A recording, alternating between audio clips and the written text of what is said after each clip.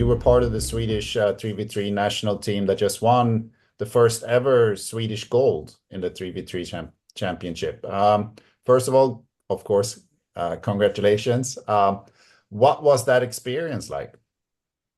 Yeah, it was a nice experience. You know, when you win, it's always a great experience. I'm happy to win that title.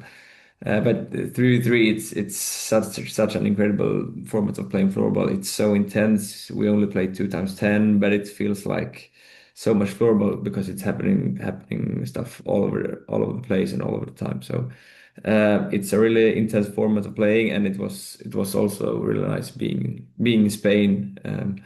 You know, it's I didn't think of that when I started playing floorball that I should go to Spain or even Singapore to play floorball. So yeah, it was a nice experience. What do you think made Sweden so strong in the tournament? Was it individual quality, the tempo, the decision making, or was it all of the above? It was for sure the individual quality. I think we had the best team. I think some other teams they have played more 3 versus 3 before the tournament. Some countries they even have leagues for it. But we don't have that in Sweden right now. It will come. But we had like top class SSL players on all positions. So yeah, we managed to win that, even though we were lacking some experience when it comes to 3v3. But with such good players, we managed to do it anyway.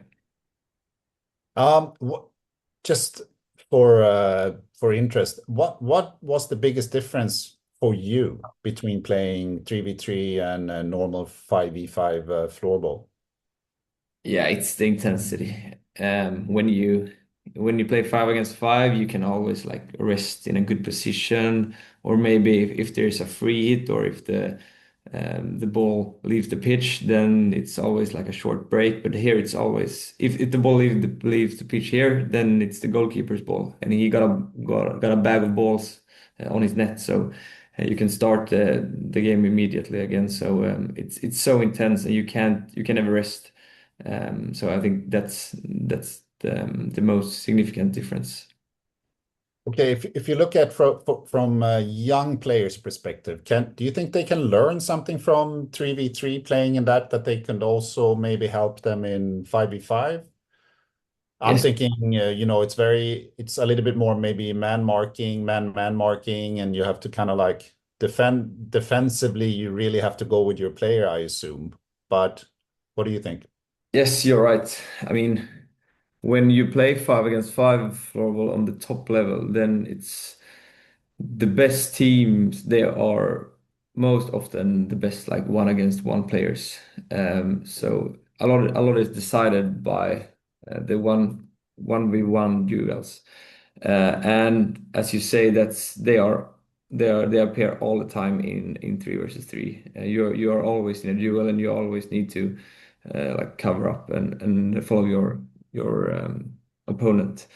And also, like in the offensive parts of this,